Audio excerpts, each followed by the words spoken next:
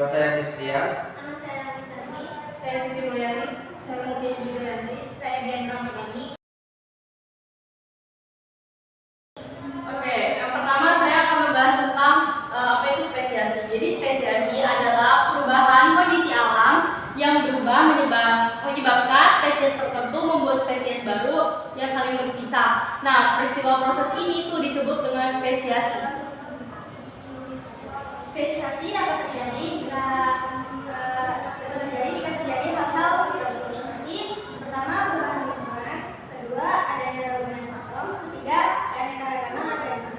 Pertama, perubahan lingkungan terjadi dari lingkungan awal, kemudian terjadi bencana alam hingga menyebabkan kepunahan massal dan secara perlahan-lahan akan membentuk spesiasi. Oleh karena itu, perubahan lingkungan dapat menyebabkan adanya perubahan evolusi. Kedua, adanya lingkungan kosong. Relung merupakan tempat hidup dan interaksi suatu organisme, suatu spesies selalu mendapatkan kepunahan massal yang terjadi akan menimbulkan relung-relung yang kosong. Selanjutnya, relung-relung baru terus kembali dalam jangka waktu yang panjang. Jadi, relung yang kosong akan selalu ditempati oleh sejumlah organisme. Ketiga, keanekaragaman organisme. Organisme yang beragam akan saling bersaing menempati relung kosong. Keberhasilan suatu organisme mengisi relung ditentukan oleh seberapa besar kecocokan organisme tersebut dengan kondisi relung yang akan datang.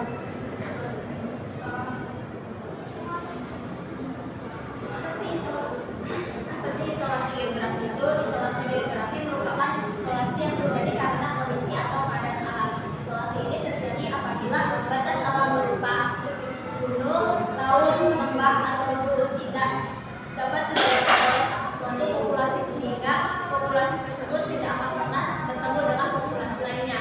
Hal ini menyebabkan terjadinya spesies baik spesies simpatri maupun spesies tidak simpatri.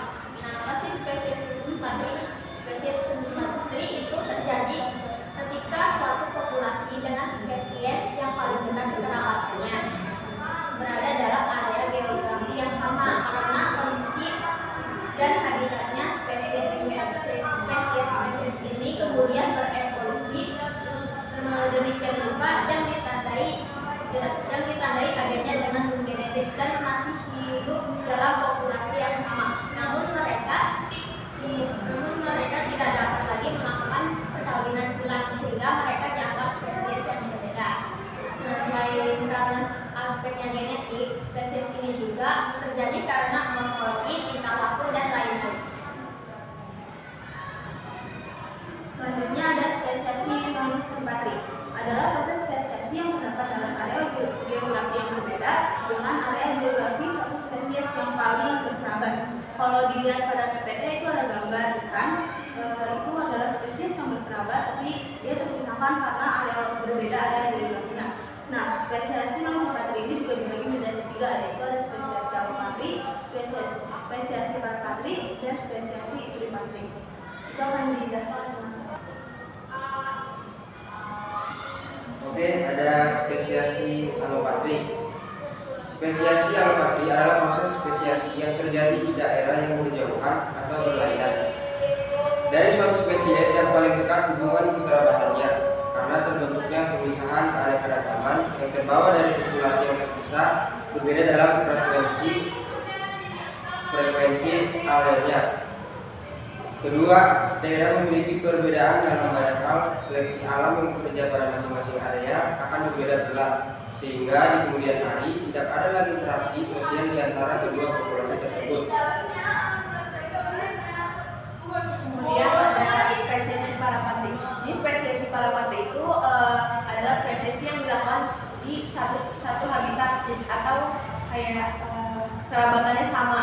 Habis itu kayak spesies ini juga terjadi saat spesiasi asalnya tersebar luas sampai ke habitat baru.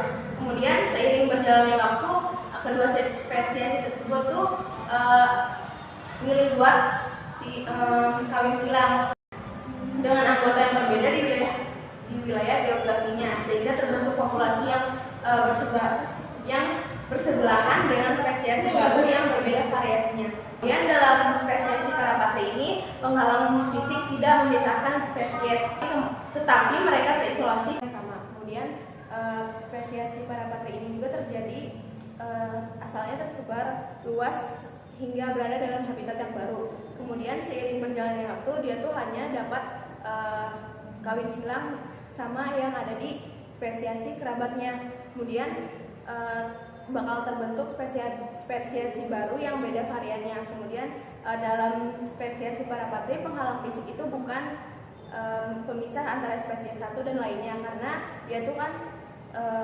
berada dalam lingkungan yang sama. Jadi mau ya di gunung, di laut atau di udara, kalau dalam lingkungan yang sama itu termasuk spesiasi parapatri. Akhirnya pada suatu keadaan akan ada dua populasi yang sudah tidak mampu berinteraksi secara infantil atau tidak bisa kawin silang lagi, sehingga harus dianggap sebagai spesies yang baru. Contohnya itu kayak ikan Chaleodontopus, Paleourus, dan Chaedontopus mesoleucus, di mana dia tuh dua-duanya ada di perairan wilayah yang tropis. Kalau yang contoh dari parapatri itu ekor ikannya beda. Selanjutnya adalah spesiasi peripatri. Jadi proses ini adalah ada satu spesies yang besar dan itu tuh ada spesies yang di pinggiran. Jadi spesies yang di pinggiran ini bakal membuat spesies baru. Contohnya ada yang ada di gambar PPT itu maksudnya populasi asal yang terbilang cukup luas dan spesies di pinggiran yang terpisah dari kelompok utama membentuk spesies baru. Semakin jauh dari titik persebarannya bakal semakin beda juga lingkungannya. Terus contoh yang bisa kita lihat dari spesiasi peripatri itu burung Australia Petrioca, ada yang warna kuning dan ada yang warna merah. Jadi spesiasi intinya itu warna kuning, tapi yang persebarannya itu jadi warna merah. Selanjutnya, isolasi reproduksi. Proses spesiasi juga ditinjau dari kemungkinan suatu spesies untuk melakukan perkawinan dalam suatu populasi, sehingga menghasilkan keturunan yang masih berketurunan. Jadi isolasi reproduksi akan dilihat dari keberhasilan terjadinya perbuahan atau proses perkawinan dan keberhasilan suatu perkawinan atau proses pasca kawin, sehingga spesiasi karena isolasi reproduksi ini dibedakan menjadi dua jenis, yaitu spesiasi prakawin dan spesiasi pasca kawin. Spesiasi prakawin. Yang pertama itu ada kromosomal, yaitu perbedaan jumlah, bentuk dan juga urutan kromosom. Di mana kromosomal ini bakal mempengaruhi perubahan si spesiasi. Kemudian ada musim. Musim ini kan perbedaan musim atau kawin kayak berbunga menyebabkan individu saling membuahi, kayak dia tuh harus yang sama atau yang cocok sama antara spesies satu dan yang lainnya.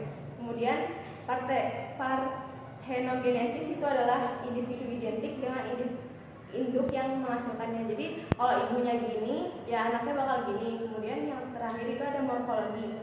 Perbedaan struktur tubuh menyebabkan perubahan yang menjadi tidak mungkin, kayak burung nggak bakal bisa berspesiasi dengan kadal gitu. Jadi burung tuh harus sama burung karena morfologinya sama.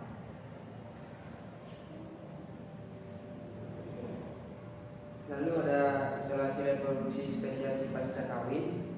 Yang pertama ada letalitas, yaitu adanya embrio yang letal atau mati. Yang kedua ada sterilitas, yaitu individu yang dilahirkan tidak dapat memiliki keturunan. Yang ketiga ada semi letal, individu memiliki kualitas vitalitas yang sangat rendah. Itu perbedaan antar spesies. Yang pertama itu perbedaan antara allopatri dan juga simpatri.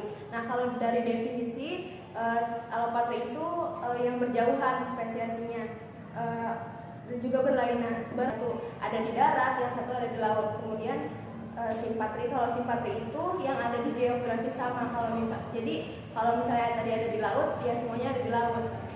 Kemudian kalau isolasi geografisnya itu iya karena dia tuh beda lingkungan. Nah, kalau misalnya simpatri itu tidak, karena dia tuh ada di lingkungan yang sama. Kemudian mekanisme diferensiasi. Nah, diferensiasi itu adalah proses pematangan di mana sel berkembang menjadi musuhnya tertentu. Kalau alopatri itu mekanismenya alami, jadi sesuai sama si spesiesnya. Kemudian kalau simpatri itu poliploidi itu peningkatan jumlah kromosom kayak misalnya dari 2, 4, 6 dan seterusnya.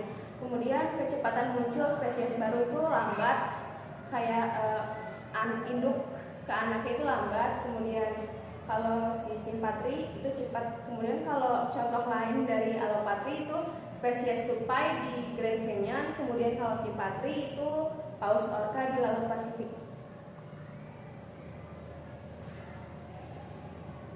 Lalu yang terakhir ada kesimpulan. Kesimpulannya yaitu spesiesnya adalah proses pembentukan spesies atau individu baru yang memiliki beberapa syarat. Yang tadi misalnya adanya perubahan lingkungan, adanya relu yang kosong, dan adanya keanekaragaman kelompok organisme. Lalu ada faktor penentu spesiasi yaitu isolasi. Nah, isolasi ini juga tadi dibagi menjadi dua, ada isolasi geografi yang dipisahkan oleh tempat dan isolasi reproduksi yang ditentukan karena keberhasilan pembuahan.